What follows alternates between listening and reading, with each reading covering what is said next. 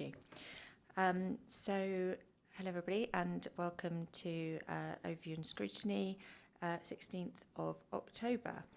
We've received apologies from Councillors Barnard, Penfold, Pressland and Webb.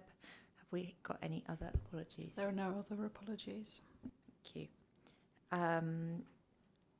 Minutes of the previous meeting on agenda item number 2.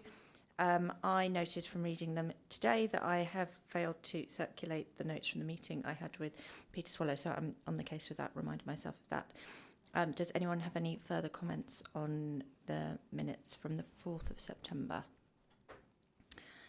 So I can move the minutes to be accepted. Can I have a seconder?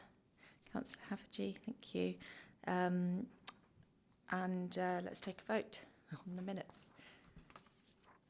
Thank you. I think that has been accepted. Agenda item 3, declarations of interest or party whip. Councillor Haffajee, do you wish to declare interest? So I'm a member of the cross-party working group on the community strategy. So for item 6, the development of the Stronger Together community strategy, I will step out or step back. Thanks. Right, noted. Thank you. Anybody else? Agenda item 4, urgent items of business. I'm not aware of any. No, none received. And agenda item 5, public participation. None received. So agenda item 6 is the development of the Stronger Together community strategy. We've allowed 45 minutes to an hour for this, and we will welcome the Head of Policy, Performance and Partnerships, Kathleen Bogos, and Philip Bell from the Involve Community Services, who'll be presenting on the strategies, and we also have Abby Thomas, the Assistant Director of Communities and Policy. Thank you. Yeah, please go ahead. Thank you. I think we have some slides in front of us. Presentation. Yeah, thank you. Thank you, Chair, and good evening, and thank you for the invitation to the Commission meeting. Very pleased to be here this evening with colleagues involved in the delivery group for the strategy. So in terms of the purpose of the item this evening, we wanted to consult the Commission on the Community Partnerships Stronger Together Community Strategy draft vision, aims and objectives, which are on their way to Cabinet on the 4th of November for endorsement, that the Council's consultation portal can be used to support a 6-week public consultation, which will be led by the Communities Partnership. Also looking to provide an overview of the extensive partnership co-production and residents' engagement activity that took place throughout this summer, which has informed the work completed by the partnership to develop the draft vision, aims and objectives for the strategy. And finally, want to detail to the Commission the partnership's plans for a public consultation and engagement for 6 weeks from the 5th of November in order to seek residents' views on the draft vision, aims, objectives and also actions for delivering the strategy. Thank you. If we could have the next slide. Sorry, and the next one, please. So, in terms of background, just a recap that the strategy is being developed very much in partnership with organisations across the borough and in partnership with communities and residents across the borough. The aim of the strategy is to strengthen communities and improve connection and community cohesion across communities within the borough. It's a 10-year strategy which has been produced to date through extensive partnership co-production activity. Thank you. Next slide. In terms of the governance for the development of the strategy, the Communities Partnership, which is chaired by Councillor Helen Pennell, is taking the lead on the strategy development, providing the strategic oversight for it. However, a delivery group has been established, which is chaired by my colleague Philip Bell, Chief Executive of Involve Community Services, and the delivery group has been leading on the operational development of the strategy. Thank you.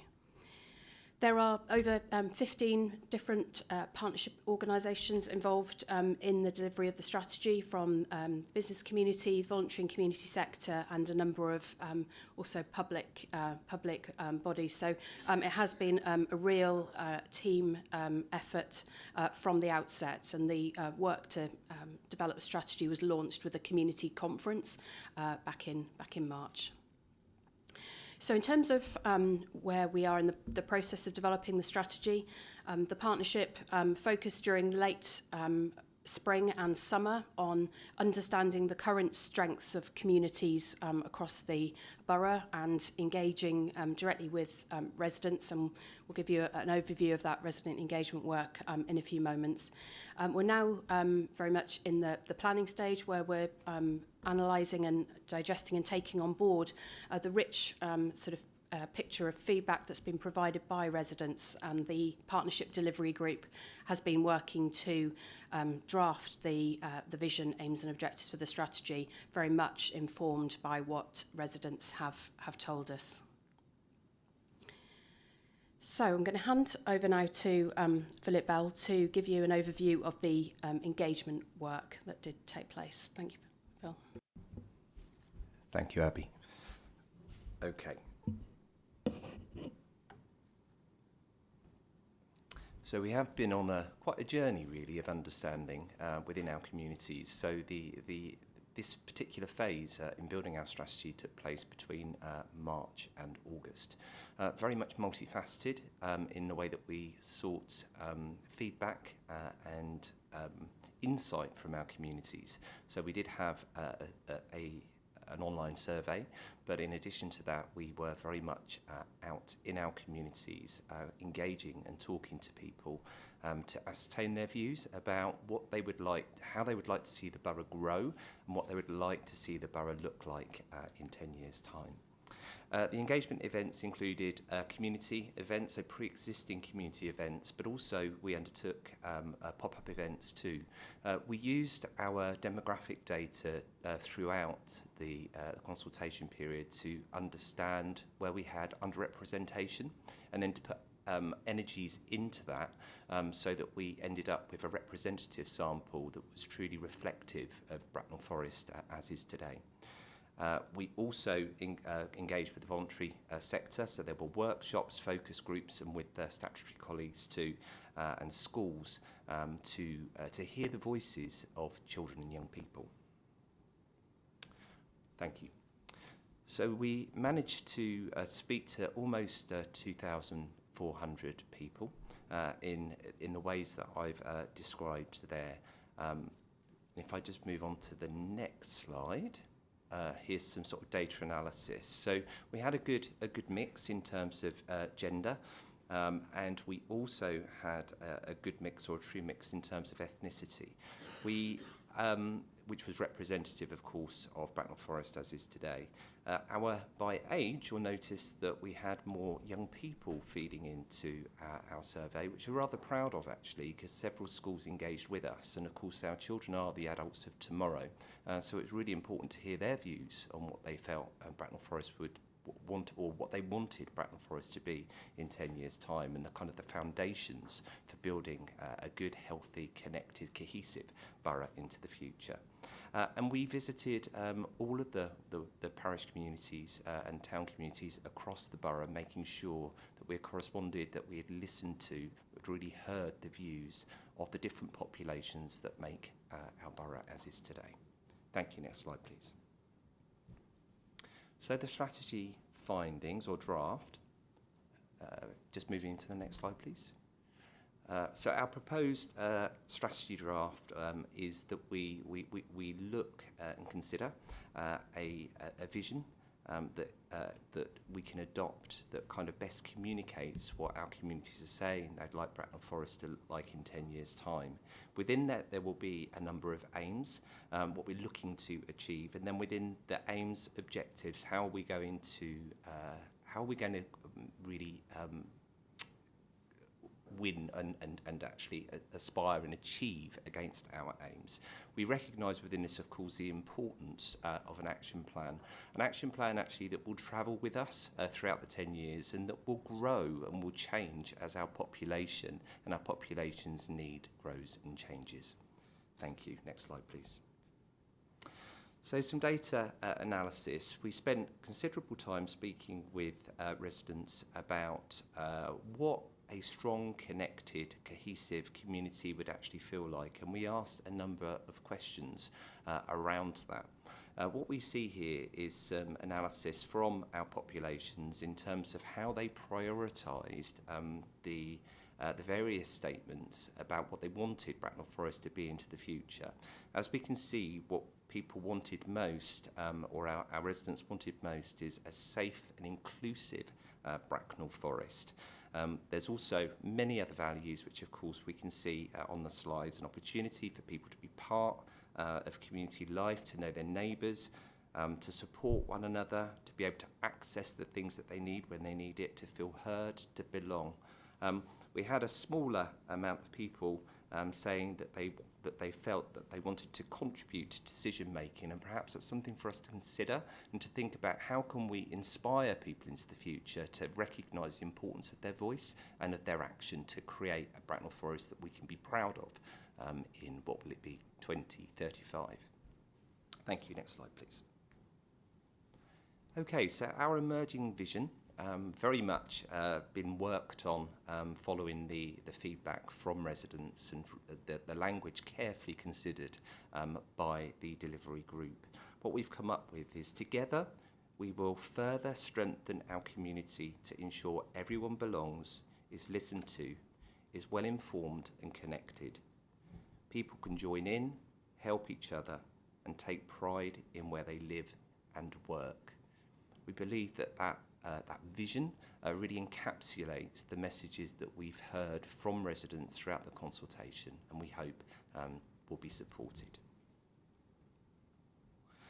So our emerging aims, we, through the consultation, have listened carefully to the messages that people have given to us, and from that have come up with 5 principal aims where people feel connected and supported and know each other and live well, can join in and contribute to community life, get on well together, have fair access to opportunities where everyone belongs, and to take pride in and care for their community.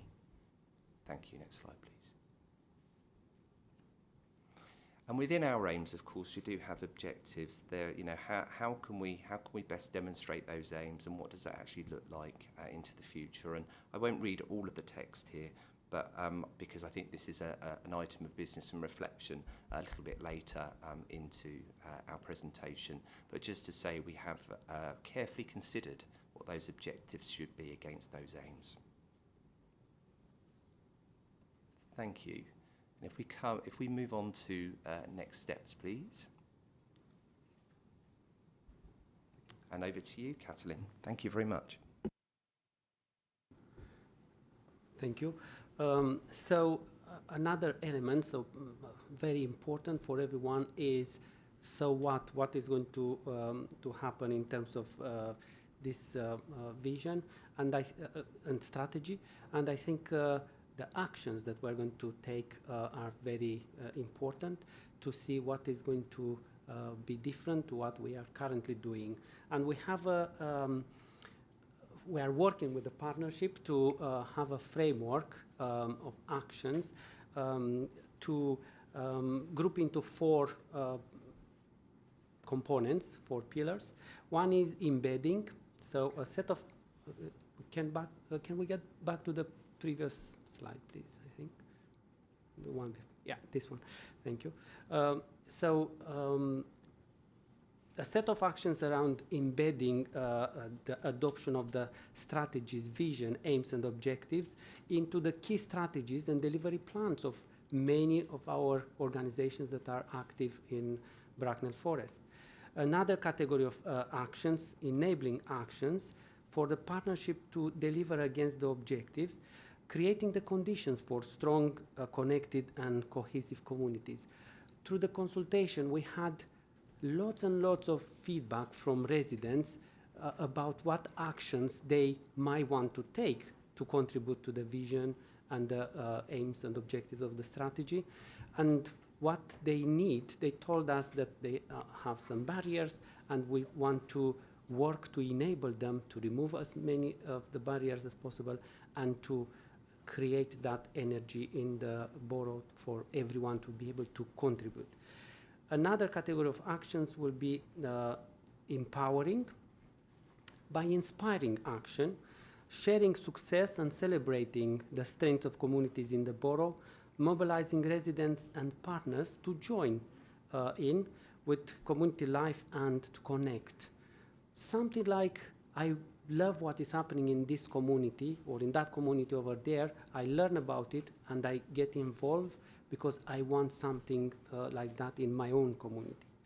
And then the fourth category will be evaluating by tracking actions and measuring success, defining what success means for all of us and not for only one organization in isolation, and monitoring and evaluating the approach to show progress.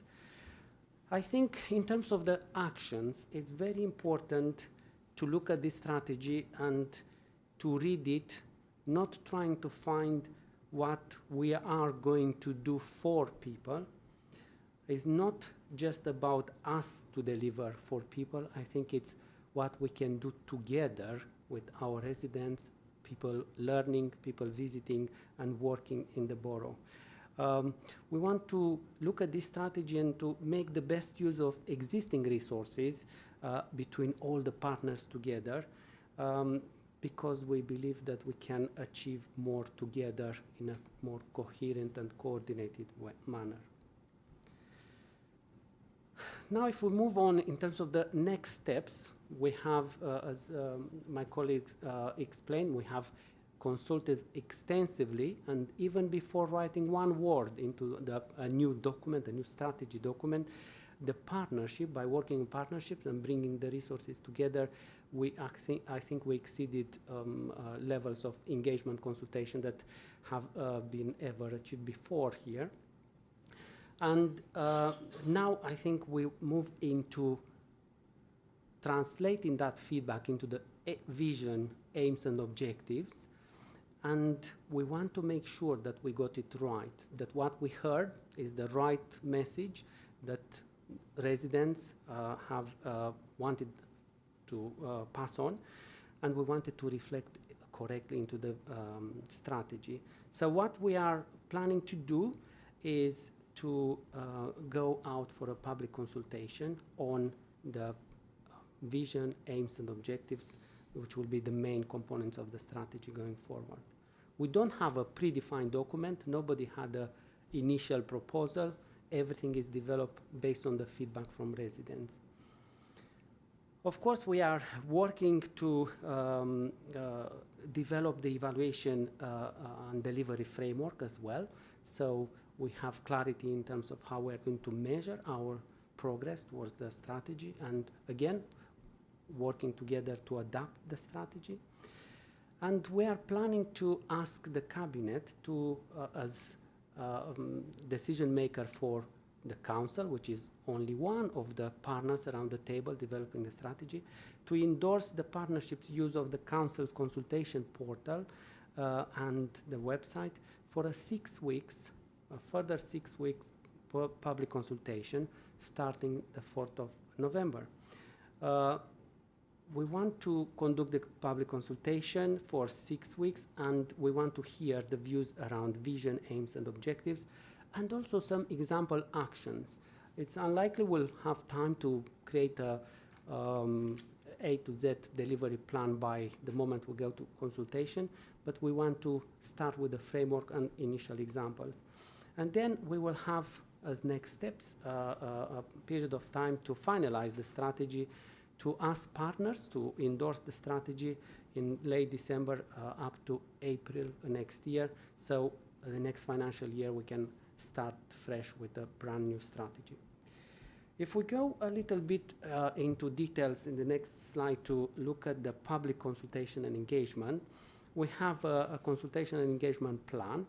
And the purpose of this plan is threefold. One is to allow opportunity for people to further contribute to the strategy's vision, aims, and objectives, and also to contribute to the action plan now that we are more clear what are the aspirations and expectations of everyone in the borough.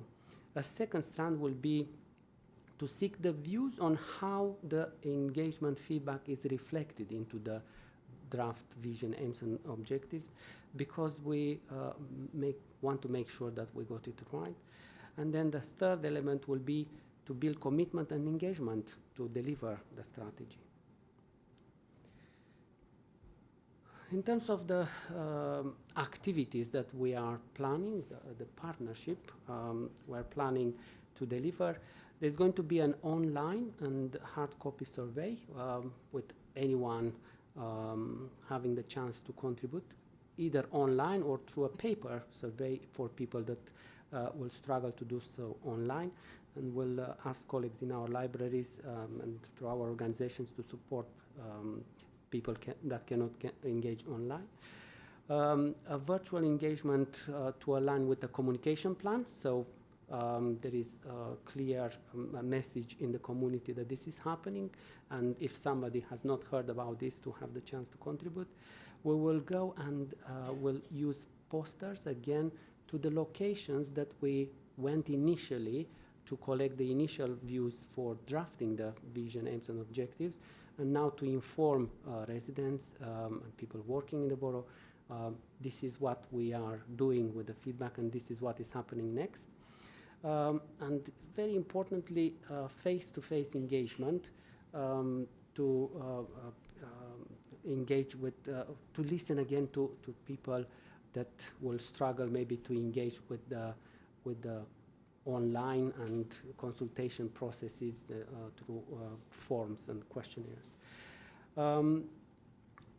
We have also asked an expert organization analyzing data and conducting surveys to quality assure the partnerships work up to this point in time. And once they conclude that, if they will discover that, for example, we have missed a segment of population to engage, that will be a recommendation maybe for us to look at and to find additional targeted engagement to ensure that people that do not have usually a voice have the opportunity to express their views and to contribute to the strategy. In terms of the areas of the survey, the questions that we're going to use during the engagement, we will provide a summary of the vision, aims, and objectives, some indication about initial actions that we're planning to take so people can understand what we have done with the feedback received up to date. And then we will ask a set of questions and to check how strongly people agree or disagree with particular aspects. But more importantly, giving that open-ended question for people to be able to comment, to add their own comments, not only to vote yes or no.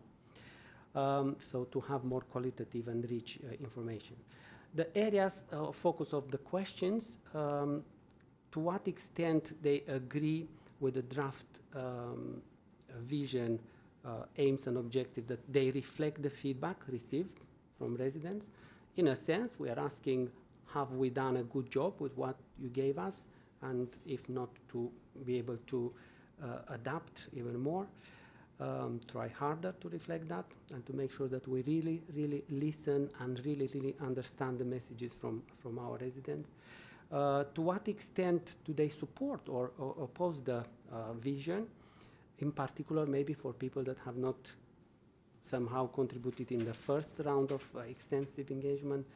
To what extent they agree or disagree that the wording that we are using is easy to read and understandable, because it is so important that people can understand what is proposed here and have a chance to engage and contribute themselves. And then what we are asking very importantly is, what could you or your community or your organization do to help deliver the aims and objectives of the strategy, plus what will help you to join in. Again, looking at that enabling element, what can we together do to be able to release this potential that is available in the borough. And then the open-ended questions. What else? Anything else that they would like us to hear in relation to the proposed strategy? Again, there is a listening mode for people to put forward their views, ideas. We are going to continue to collect the demographic details of respondents, so we have an understanding of our reach and, as I said, to guide us in terms of any more targeted engagement. Thank you. I will pass on back to my colleague Abby. Thank you. So, in conclusion, we'd like to ask for the Commission's views on the partnership's draft strategy, vision, aims and objectives. To also get your thoughts on the draft consultation and engagement plan that's been presented, and reflections on the consultation questions. And we've circulated around to you a hard copy of the vision, aims and objectives, so that you've got the details in front of you to reflect upon. Thank you, Chair. Thank you very much. It sounds very interesting, very valuable work you're doing, and certainly interested to see how it develops. I suppose you mentioned measuring and evaluating on the slides. Will the sort of manner in which you measure the success, or how you're tracking the aims and objectives, will that be decided in the evaluation framework phase? Yes, the partnership are currently building the evaluation framework for the strategy, which will combine a combination of sort of qualitative data sources that we can track to look at progress, as well as getting insight back directly from residents, community groups and organisations through conversations. There are national data sets through the citizenship survey that we can use for that, which can be supported by local resident surveys and conversations with community groups, and tracking data like the number of volunteers within the borough, the level of community groups and community activities, but the details, as I say, is still being brought together by the Partnership Delivery Group. Thank you. Councillor Forster. Thank you very much. A couple of questions. Hopefully they're not too pointed. First of all, how do you reduce the generic and make it more place specific? Because there's nothing here that could say it's Bracknell Forest. How do you add in our community feel into this? That's the first one.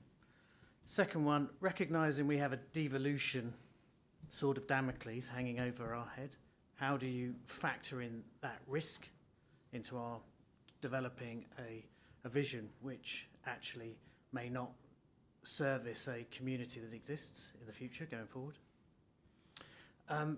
Future scanning, recognising that Bracknell Forest as an entity is going to change over the course of the next 10 years.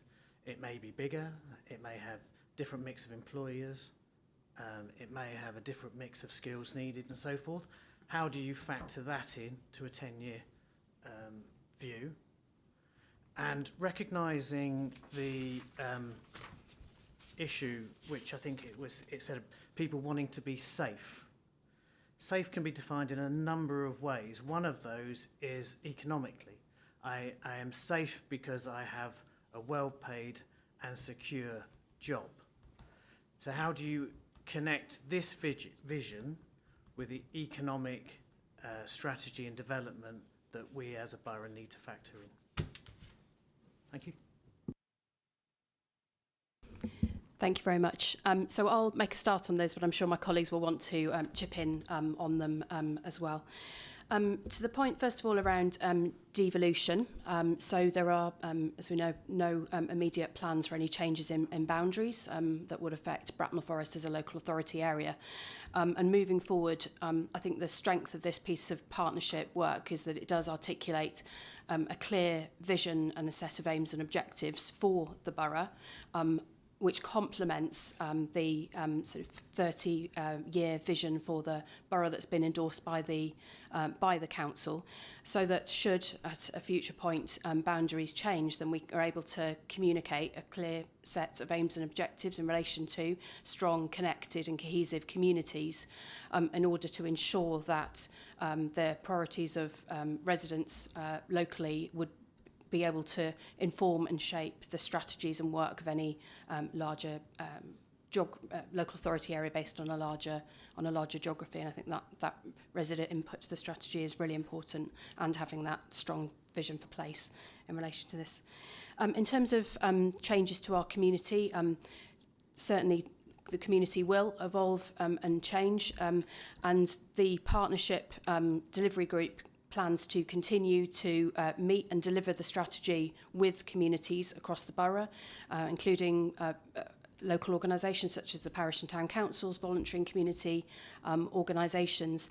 So the delivery group will be continually keeping under review the action plan. There will be some quick wins that we're looking to immediately focus on delivering with communities, a year one action plan, and then the action plan will be reviewed and updated on an annual basis or more frequently as required. So the approach will be designed to be agile, so that the action plan can be sort of refreshed in light of changing needs.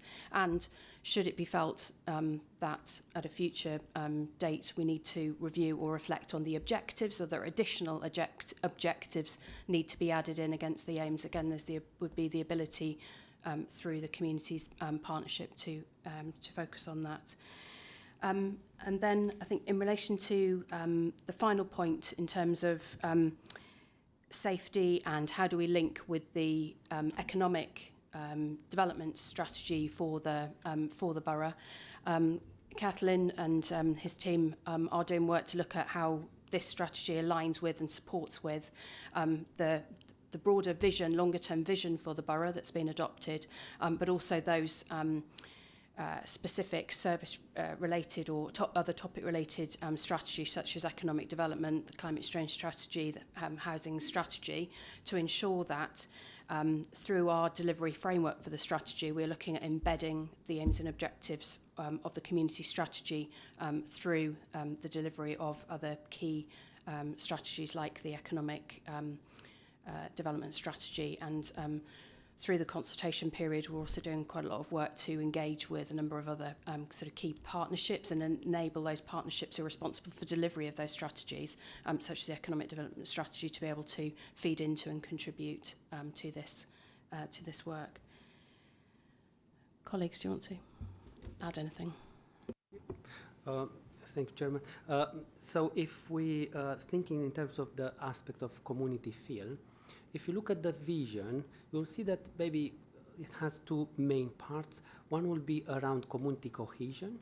I think we have highlighted there some text in one color around the community cohesion, and another one about community action. How is it going to be Bracknell Forest? It's going to be Bracknell Forest by enabling people in Bracknell Forest to take the actions that Bracknell Forest people want to take, and will link to their aspirations, or will link with some of them with their issues and stuff that they want to resolve for themselves and together by helping each other.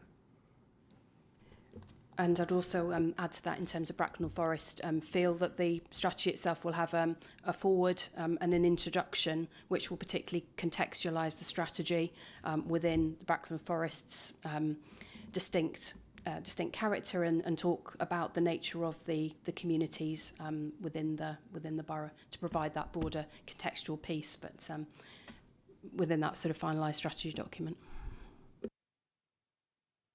Councillor Eberle. Thank you. My observation is when we go back to slide 12, I believe, We have a vision, we have aims, we have objectives, which you have laid out here on the slide set. And I believe you will be hard-pressed to find anybody who disagree with those. I think it's natural. People want to live in such a community, in such an environment. So staying with moving on, we have an action plan, the detailed actions to achieve the objectives, and I think this is where a bit more work is required before you go out to consultation, because at this point in time you're asking people to endorse basically a party program, and I think you need to make it real. There should be an example action for your objective, or at least for parts of your objectives. Right now it's up in the air, isn't it? So worked examples, that would be my recommendation. In terms of the objectives, also I think it's important to think on that from the other side. For example, are we saying, for example, here that ensure services and communities provide fair and accessible, equitable access?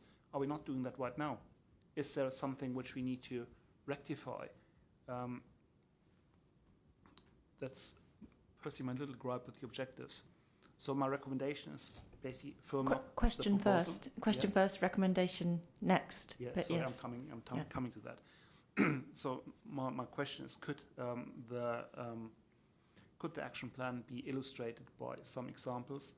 And my question is, could the objectives be checked against our existing objectives as a council and firmed up? Thank you. Just to respond in terms of the point on action planning. So yes, couldn't agree more in terms of needing to share through the consultation examples of actions that we'll take against each of the objectives. And in fact, the delivery group had a meeting this week which was focused on identifying those actions. So they will be included in the consultation questionnaire. There'll be a series of quick wins and things that we're looking to focus on over the next 6 months.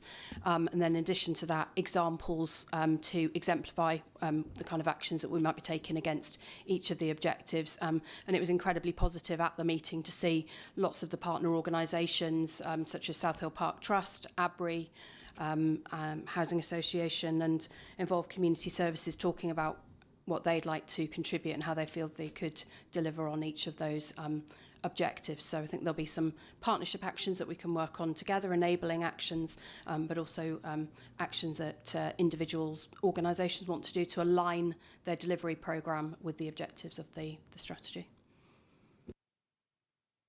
Councillor Watts. Thank you, Chair. Thank you very much, all of you, for the presentation. I know there's been a lot of work gone into this, and I'm really looking forward to seeing how the feedback goes back into the strategy. On the strategy questions, I'm really impressed with you using the free text field, because sometimes just answering a ABC question can be really limiting. So that's a really good move. How do you in the future strategy, how have you and how do you plan to continue to reach the hard-to-reach communities? Thank you. Yeah, in terms of those communities who may be sort of more seldom heard, we absolutely want to build on some of the work that we've done over the spring and summer and working with them. And one of the elements that worked particularly well was we made a small amount of funding available to voluntary and community groups within the borough so that they could have community conversations and reach out to people in the borough who, for example, have or maybe carers or have learning disabilities. So that approach, the partnership with local charities and voluntary organisations worked really well, because many of them have very well established relationships with some of those parts of the community who maybe we don't hear from as often. So I'd say that that partnership element will be really key to that. And I think it's taking a very deliberate approach in ensuring that the delivery of the strategy impacts on and engages with the residents across the borough, from the northern parishes through Bracknell Town into Crowthorne and Sandhurst in the south. It's really vital to ensure that it impacts across the whole of the geography of the borough as well as different demographic groups. Thank you. Councillor McLean. Sorry, Sorry, carry on. yes, if I may. I think the other thing to say, of course, is that this is a journey. It's something that we're gonna be working towards over the coming 10 years. So we will have communities who don't feel heard, and it's about us being available and having pre-existing relationships within those communities, and the partners that are best placed to have those conversations, hosting those conversations so those views and those voices are heard, reflected, and that they are very alive in terms of then how we create a Bracknell Forest for the future that we can all feel proud of and that is truly cohesive. Thank you, Councillor McCain. Sorry. Thank you. I've got a couple of questions, if I might. The first is the data analysis that you set out on the slideshow. Does that reflect what you expected the engagement to deliver? The second question is, in terms of the people with whom you engaged, presumably it was done on the basis that it allowed people who work to participate in the engagement, and also have you engaged with employers within the borough in relation to this work, or is there other work going on which has involved engagement with employers? Because if they're employing people in the borough, they have a stake in the community, and their voice is as important, perhaps, as others. Thank you.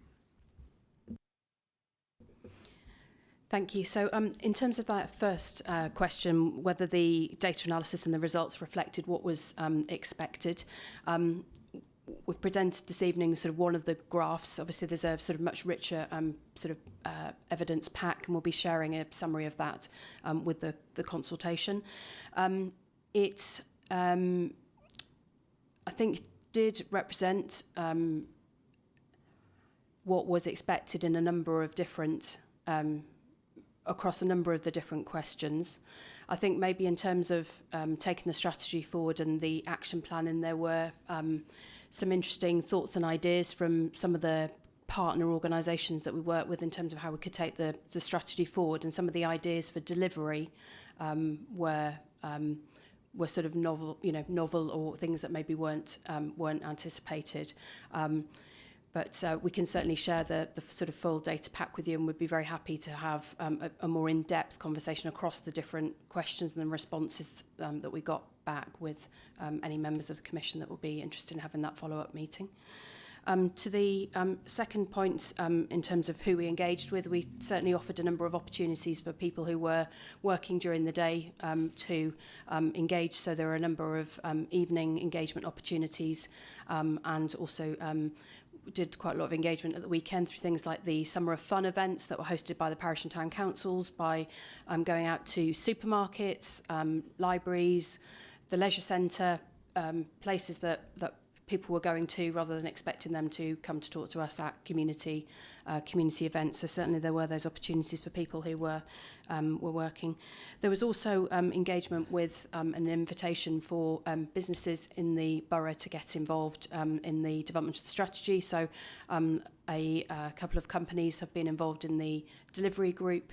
In addition, we also offered a workshop for businesses and invited businesses involved in the Chamber of Commerce and the Small Business Federation and the Bracknell Forest bid to come along and attend that. And we're also doing a parallel piece of work looking at corporate social responsibility and the really vital role that business plays in terms of contributing to community. And I don't know, do you want to say a little bit more about that? Because I think that will be one of the sort of key elements in terms of how we work with business to deliver the strategy.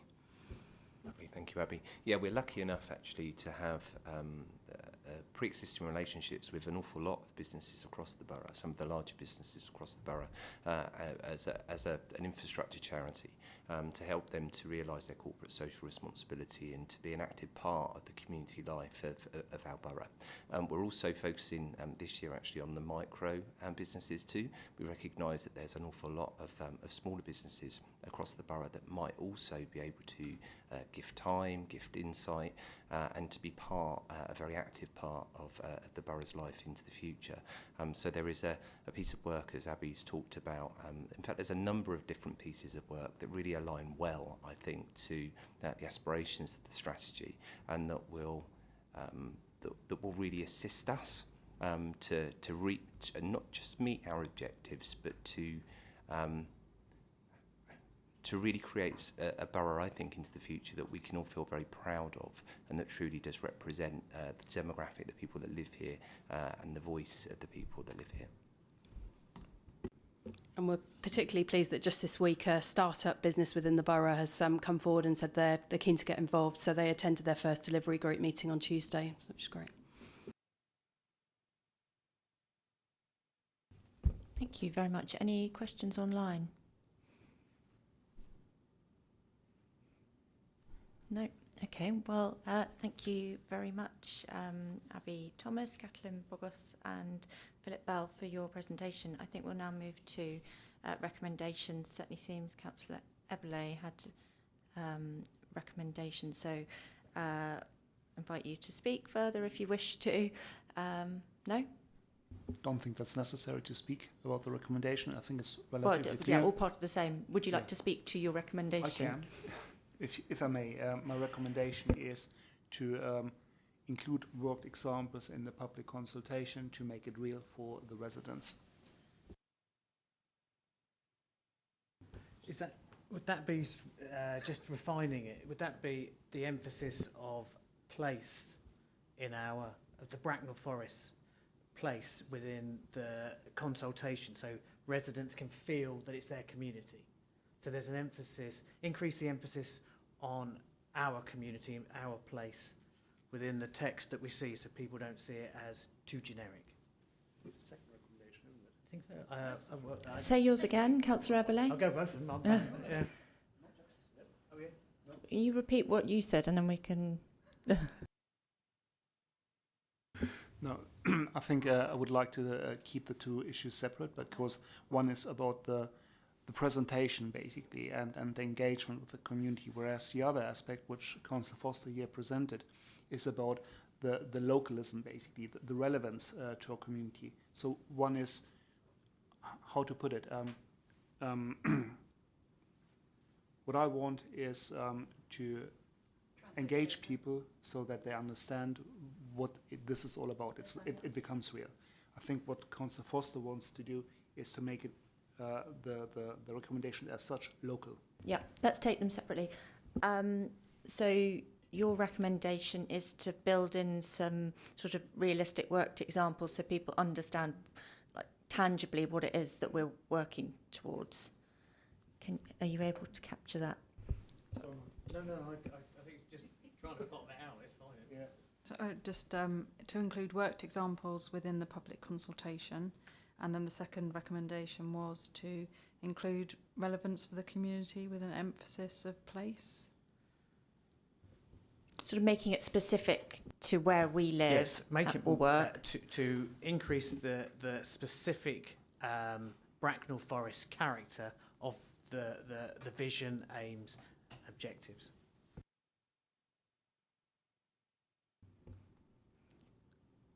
So Councillor Eberle's recommendation. Do you have a seconder, Councillor Watts?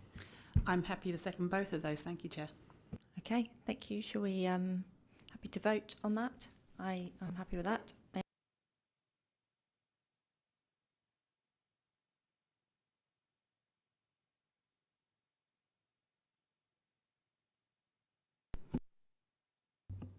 Hello? Yep.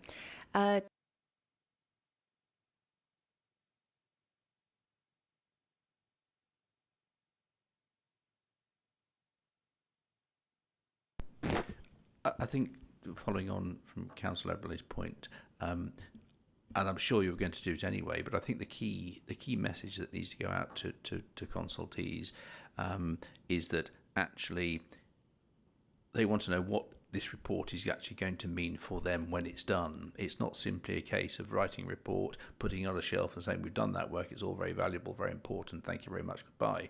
I think the key thing is we need to explain to people how this report's conclusions and findings will beneficially impact their lives and inculcate even further the sense of community that people who live in this borough have about the borough. So I think, you know, without trying to go over the same old ground again, I think if we tell people what it's for, why we've done it, and how it will make their lives better, you know, that's something that they should expect.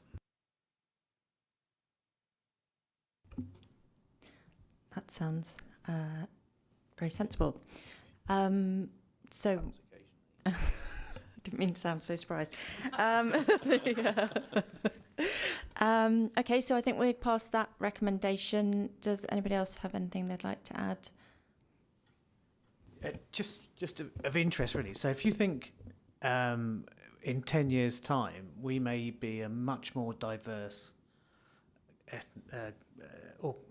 community, and actually recognising that that may be the case, and trends are showing that, and what our community looks like, actually, what can we do now, for instance, to make it a much more welcoming place, recognising how we are going to develop as a community. So this is really important stuff that we are dealing with here, and recognising change and recognise resistance to change is this is critical to be able to make people feel comfortable in that new world.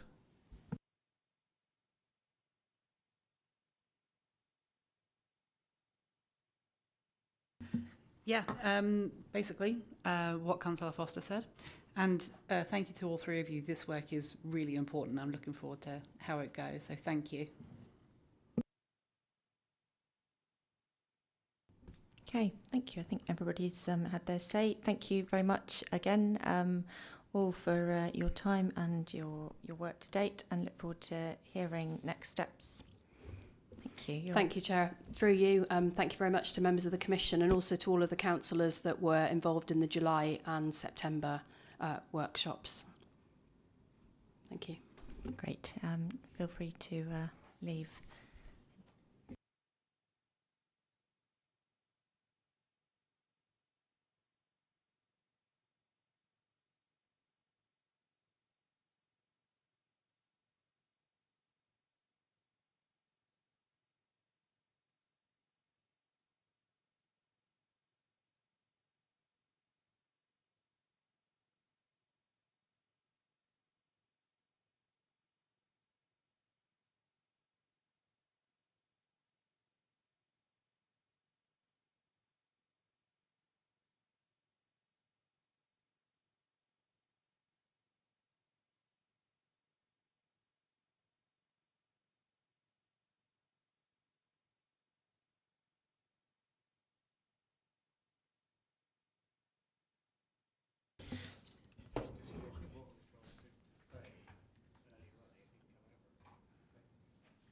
Sorry, it's been pointed out to me that there are two official recommendations on the agenda, which, while we passed our own, we didn't consider. So unless anybody has anything else to say, we're taking it that we agree to 2.1 and 2.2 of the recommendations on the agenda pack.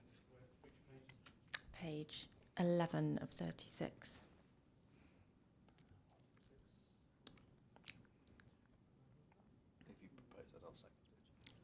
I propose that. Can I have a seconder? Seconded by Councillor McLean.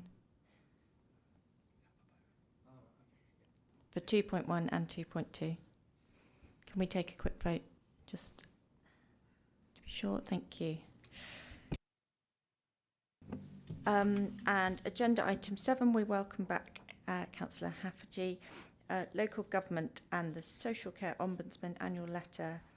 And we're welcoming our own Assistant Director for Democratic and Registration Services, Philip Sadler, to introduce what's going to be referred to as the LGSCO letter. And then we have other colleagues as well, Jen Lawson, Head of Corporate Complaints, who will be filling in on further details. Thank you. Philip. Thank you very much, Chair. I'm going to immediately pass to Jen so I don't step on her toes. Thank you very much, Jen. Thank you. Good Good evening, councillors. I'm here to talk through the report that looks at the LGSCO annual review letter. So the letter looks at the complaints reviewed by the LGSCO that relate to Bracknell Forest Council in the financial year 24 to 25, and it's here for you to scrutinise that area of complaints performance and to make any recommendations to Cabinet. And I've got a few slides just that pull out some of the key points and provide some context. So the LGSCO acts as the final step for complaints about councils and social care providers. In order to support early and local resolution, there is an expectation that complaints go through the council's full complaints performance process before being escalated to the LGSCO. As you'd expect, the Ombudsman's impartial, and it's an important way of ensuring trust and accountability in local services. I've already said that the letter provides that annual summary of complaint statistics, and it can highlight trends in complaint performance and in improvement approaches at the council. And because of that, it's a very useful way to encourage that transparency and provide some degree of benchmarking. Thank you. So in terms of the statistics that are in the letter, the Ombudsman received 29 complaints about Bracknell Forest Council. There is an assessment process. They don't investigate all complaints that come to the Ombudsman. So 18 complaints weren't investigated. In 4 of those cases, there was no evidence of fault or injustice. And in 2 of the cases, an investigation wouldn't change the outcome, which suggests there was nothing further the council could have done through its own complaints process. The other reasons for not investigating would be examples like being out of the Ombudsman's jurisdiction, so perhaps a planning inspectorate or an appeal was the right process, or being outside the 12-month time frame for investigation, or not having gone through the council's own process, which would class it as a premature complaint to the Ombudsman. The Ombudsman is selective in the complaints that it investigates and really only looks at those where there's a strong indication of fault or significant injustice. The Ombudsman has stated that it's less likely to investigate borderline issues. So of those 11 complaints that were investigated, all 11 of the complaints were upheld, which provides an upheld rate for Bracknell Forest Council of 100%. And I wanted to put a bit of context around that uphold rate. So it's important to recognise we are looking at a small sample of 11 complaints. So a single complaint relates to 9%. So we were sort of 2 complaints away from being in line with the national average and just of 83% and just slightly above the average for comparator organisations of 80%. It's also not the case last year. We had an uphold rate of 92% last year, and it won't be the case this year. We've already had 2 Ombudsman complaints which have not been upheld. So just putting that result into some context. The report outlines the fact that the Ombudsman doesn't have partially upheld as an outcome. So if any element of a complaint that comes to the Ombudsman is upheld, then the entire complaint is deemed to be upheld. And I did just want to provide an example for a bit more context of that. So one of the complaints that is covered by the letter had 4 points of complaint. It's a complaint about housing. And the 4 points of complaint were discrimination due to homelessness and disability, that the council didn't support the individual properly, that they were asked to sign a tenancy agreement without having viewed the property, and that there was poor communication. And the investigator didn't find any fault on the first 3 points and found that for the majority of a very prolonged case, there was good communication from the council. There was, however, an occasion when the individual asked for an update and the council took 2.5 weeks to provide the response. And so the investigator understandably found fault on that point. But I think it's, I would note that on the points which perhaps met the threshold for investigation due to the scale of the potential fault or potential injustice, the investigator didn't find any fault. So it's just putting some of those upheld decisions into context. Finally, around some of the reasons for the upheld decisions, because of the timescales, in that a complaint needs to go through our full process and then, you know, potentially join a queue to be reviewed by the LGSCO, there can be quite a long delay between the issues occurring and the complaint coming for investigation. And in areas where there may have been a lot of staff changes, it could be that people with good knowledge of that situation don't work for the council anymore.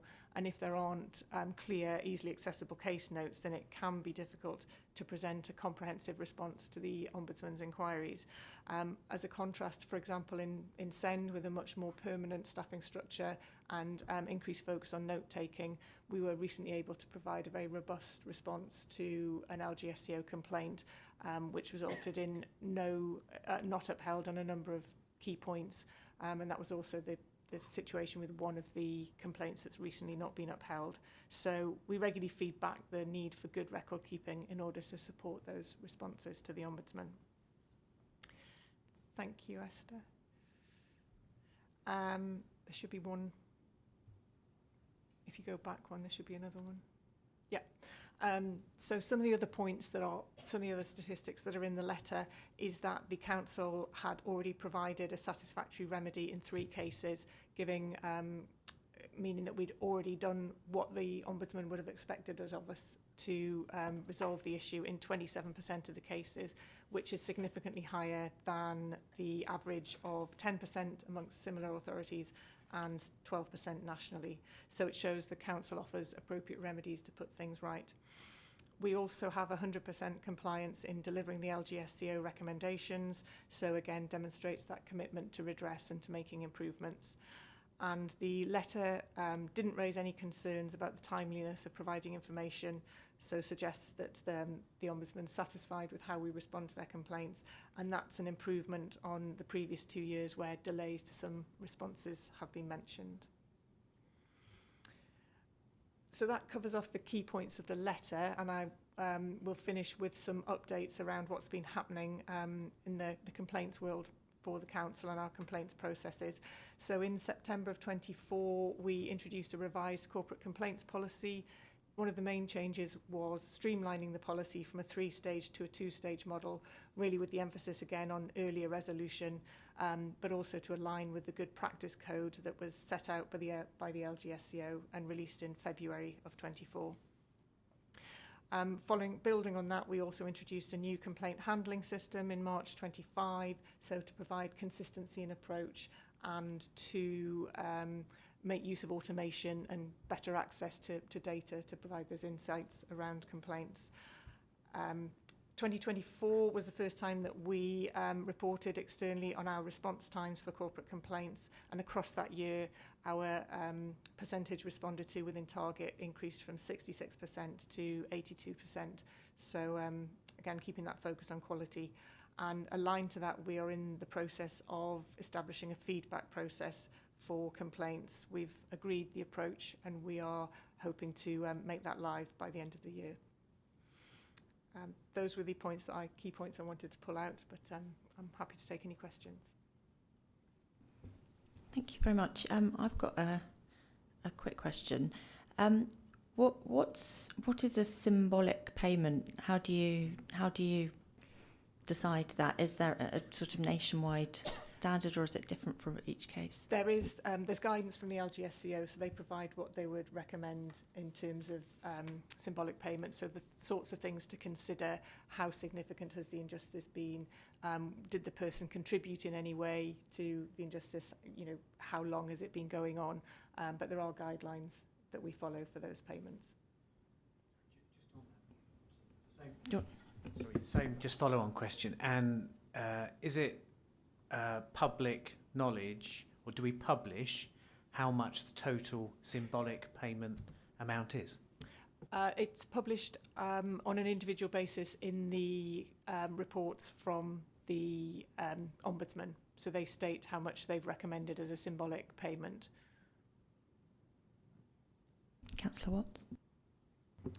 So the data handling that you have, what exactly happens with that, with the data? And have you seen any particular trends since implementing it? So that would this report really focuses on the LGSCO information, so that's probably a broader question for another time, which I'm very happy to take. Thank you. Councillor McLean. Thank you. It would help me understand the symbolic payments more if could you give us a range of the likely size of symbolic payments? Now, clearly, that it may be a lot of scope for the quantum of those, but perhaps in reference to the ones that we've actually been reported to this evening, perhaps I could have an indication of the symbolic payments. I can refer to, and it's included as Appendix B to the report, or Annex B. It does talk about the symbolic payments. I'm just checking whether the values are in there, and they don't seem to be. So as an example, the guidelines are for distress, which could be, distress covers a number of things in the guidance, things like uncertainty, not knowing whether that decision would or wouldn't, or whether that piece of information would or wouldn't have made a difference. What we'd probably recognise as distress in terms of difficult circumstances, and that payment ranges up to about £500 for distress.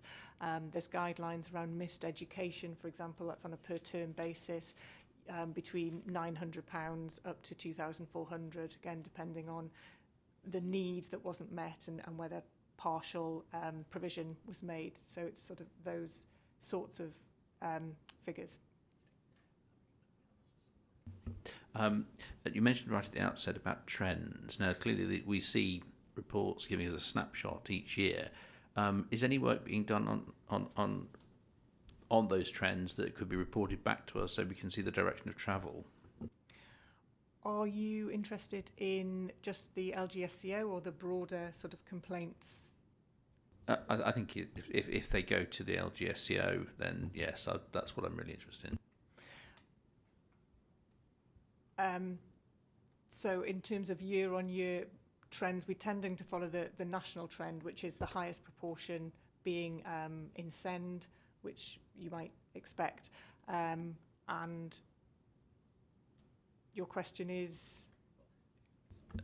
I'd like to see something that tells me what the direction of travel is, so that we can see what's happening, has happened, and where it might be going. So something around the percentage of what the areas that are in the LGSCO's remit are doing. I'm sure we could have a look at that. Yeah. Councillor Watts and Forster. I'd also be interested in that information if it was available. What I was going to ask is, you say you have a new complaint system since March. Do you find it's working better for you? It is. It's definitely providing consistency and a way to handle complaints internally with more clarity on who the owner is and what the expectations are, and is keeping everything in one place, which we didn't necessarily have before. It's sort of foundational at the minute, and we need to build on those positives to really make full use of what it could do for us. Okay, thank you. Just recognising the small number. Any stats are going to be quite distorted, like you pointed out. It's probably something to ask for or be careful of a narrative around the risks of interpreting this data, because, as you say, 10% of 11, or whatever it is. So could you help us understand the statistical risk in drawing conclusions from that type of data when it's published? Because what we don't want to do as a group is say, it's clearly going up by 10% when it's 1.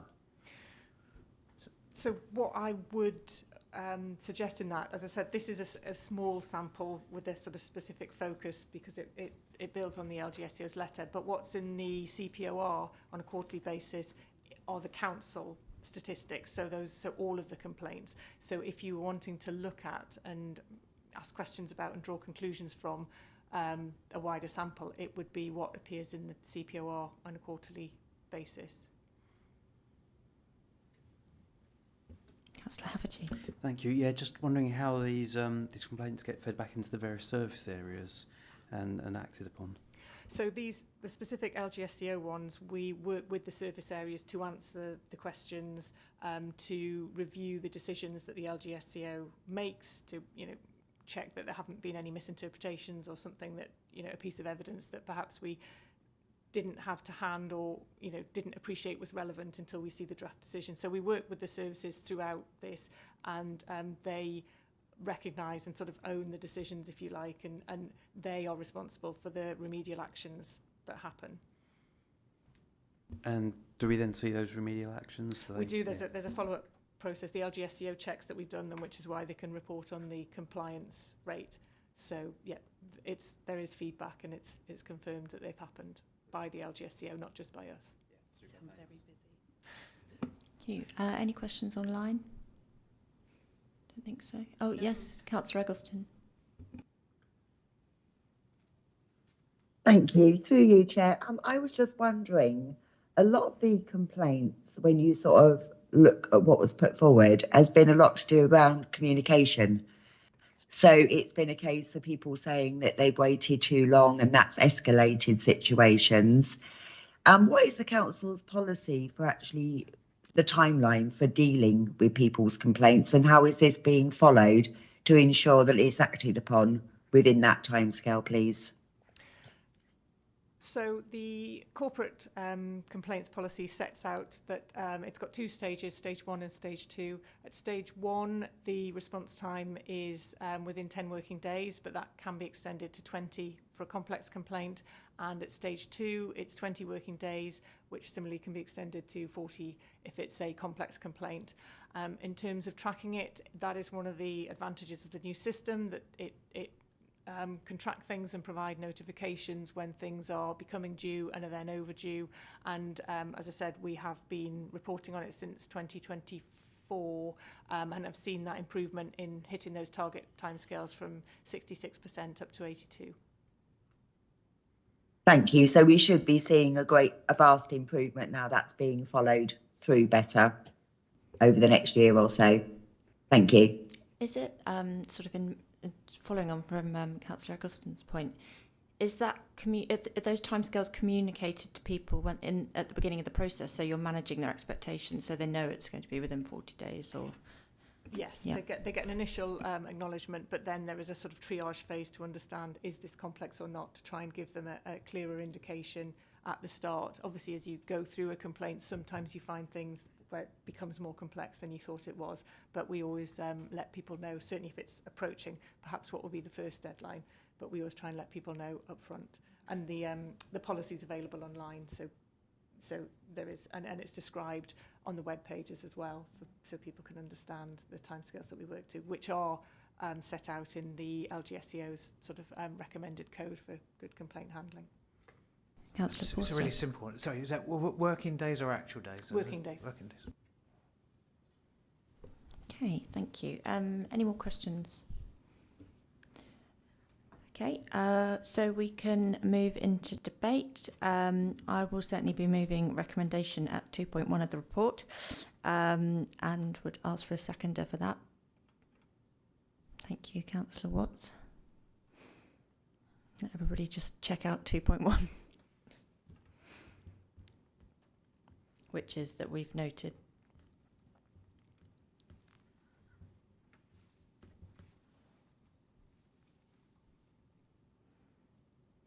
We have reviewed it and that we will make recommendations.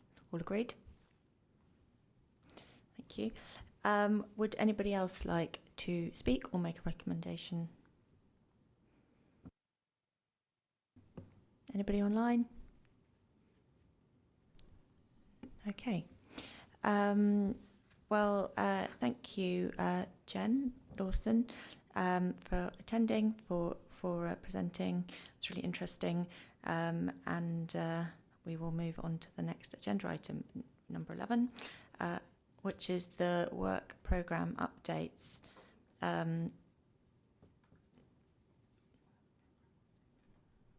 Yes, and now I'm just looking at the agenda again. So we've got a work programme update again from Jen. Welcome again. Welcome back to the head of corporate complaints. So you're going to present on the 4-year work programme, and then we will move to the panel chairs for their updates. Can I do a very brief? You may. Thank you, Chair. Just a very brief introduction from me. before I let Jen get into the meat of the conversation. So this is the usual work programme update around the progress against the 4-year programme as scoped by the Commission last year. I will let Jen do the main update. You may ask why the Head of Corporate Complaints is doing the update. It's because we are in a little bit of a transition phase in Democratic and Registration Services where Jen has been covering the Head of Corporate Complaints and Scrutiny post in the interim period since June. That will be moved to a more permanent footing from the beginning of November. So Jen will become a more familiar face in this setting moving forward as well, I'm sure. So over to Jen. Thank you very much. Thank you, Phil. Yes, I'll just put on my other hat for this evening, which is to talk about the 4-year work programme as we are, partway through it. So it's a good time to provide that update. And we've got a few slides. If you could just, thank you, Esther. So just to recap that back in February, how the work programme came into being. So a variety of topics were proposed by panel members and executive directors, and you all discussed them and prioritised them, and to create the agreed work programme that we're working to for the moment. That review, or that session in February, also established some principles, which was that all of the reviews were going to conclude by the beginning of January 27 to enable recommendations to be referred to Cabinet before the election, and that all the panel reviews since 2019 were going to be reviewed in terms of their impact and whether the recommendations have been delivered. 2 scrutiny reviews plus some scoping work can be conducted at the same time to make the best use of officer support, and obviously the best use of evenings with everyone's time for meetings. But we needed to ensure there's flexibility in the plan to allow for urgent reviews. Thank you. So a recap of what has been done to date. So there's a list of the completed reviews up there. The transition from education to employment, which also included a view of the skills gap, which had been suggested as well, and the Thames Water review, the review of sexual health, following up with Ringmead medical practice, some work with the Public Protection Partnership, and some pre-scrutiny. And it's worth noting that the Ringmead work, the public protection work, and the pre-scrutiny of the local transport plan hadn't been in the original programme, but we were able to accommodate them as the opportunities arose. And the Commission also completed the call-in of the discretionary rates relief for charitable organisations. So additional work going in as and when it can be accommodated and is appropriate. Looking at the reviews that are in progress, send engagement, which again wasn't one of the original topics, but the programme has been flexed to fit in that work, which is very timely and complements some other send activities at the moment, and the social housing review. And then the another review that's in development at the minute is a short review looking at the implementation of health in all policies, particularly timely given the release of the new integrated assessment tool and how that can support it. So future reviews coming up, as were agreed back in February 24. So an adult social care review to look at the sufficiency and availability of care in the marketplace, access to Brantsbridge Urgent Care Centre, and a review of looked after children. Do children in care receive a good service is the context to that one. And I know that the Environment and Communities panel are reviewing what they can do in that slot towards the end of the programme. So a bit of a visual on how those principles translate to the work over the next remaining sort of 18 months or so, supporting that principle of 2 reviews plus possibly a shorter review or some scoping work at the same time. The blocks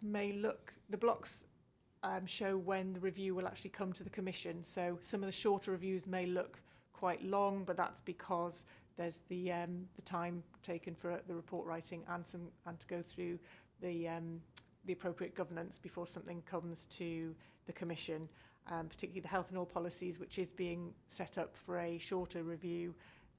It looks quite long because the January Commission is early, it comes just after Christmas, so that one is likely to come to the February Commission for the report.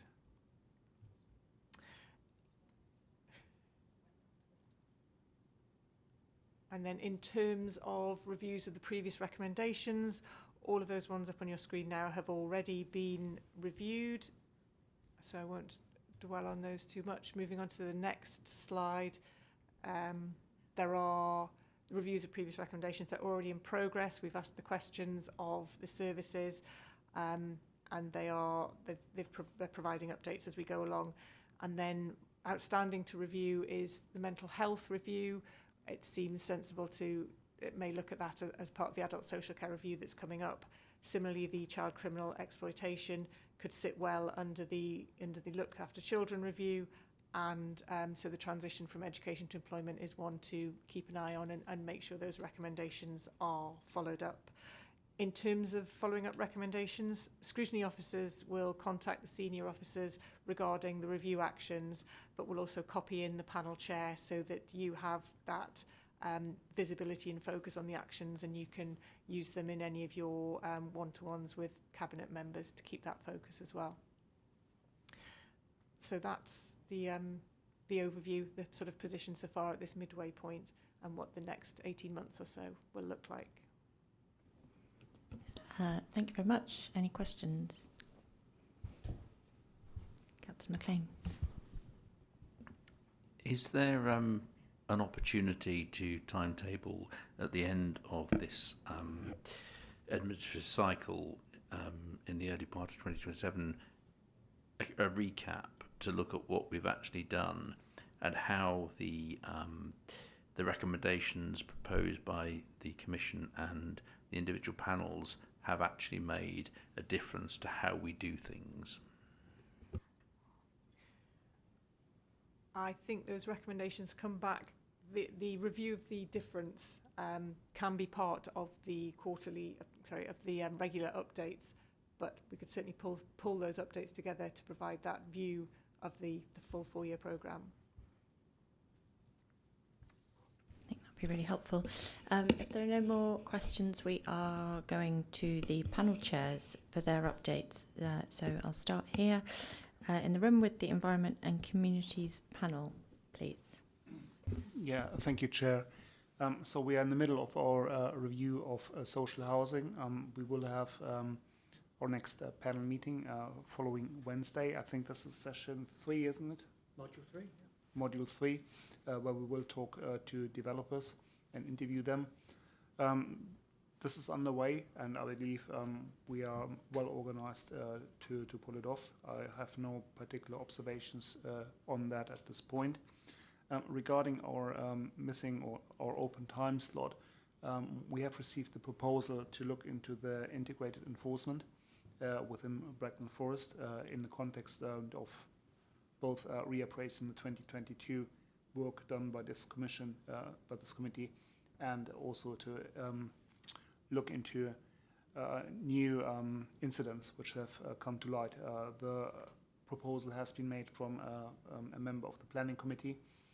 I believe it's merited. However, I would like to discuss that within the panel before we decide whether we move ahead, whether we adopt it and how we adopt it. Thank you. Thank you. The Education, Skills and Growth panel, Councillor Watts. Thank you, Chair. So it's been gruelling. We are having successful visits with Parent Care Forum and a parents group at Kennel Lane, and we continue to talk to Councillor Bailey, and we continue to review ways to engage with parents. We are going to schedule further visits to hear the voice of parents and carers, and our aim is to complete this evidence by November. Due to the importance of taking sufficient time to ensure the review is robust and meaningful and gather enough evidence, we have extended it to January and February instead of December. I could keep working on SEN all year, but we're doing good work, and I think we're definitely making a difference, and I'm really looking forward to presenting the report at the end of this. Thank you. Thank you. And Health and Care panel online to Councillor Eggleston.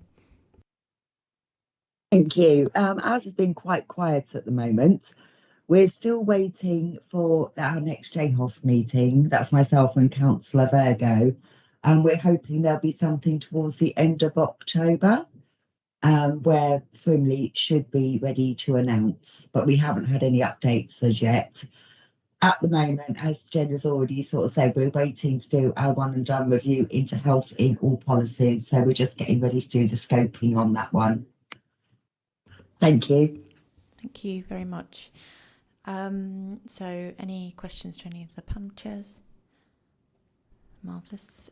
Agenda item 9, final update from me before we close, and sort of on that theme. So the update is really a sort of a new or enhanced approach to monitoring and reporting on our review recommendations. So there will be more emphasis on tracking the recommendations that we've made to the Cabinet, and then ownership on the chair or the panel to then discuss progressing those recommendations with the relevant Cabinet members in the catch-ups that you have, and then include that in the updates here, so that we've all got that sort of holistic view of and can track how the recommendations are working their way through the system, and hopefully delivering some good outcomes. Secondly, I'd like the Commission to acknowledge the resignation of Hannah Rosa, who was the Parent Governor representative. Thank her for her time and contribution to the role. And finally, thank you everyone for attending. We can declare the meeting closed.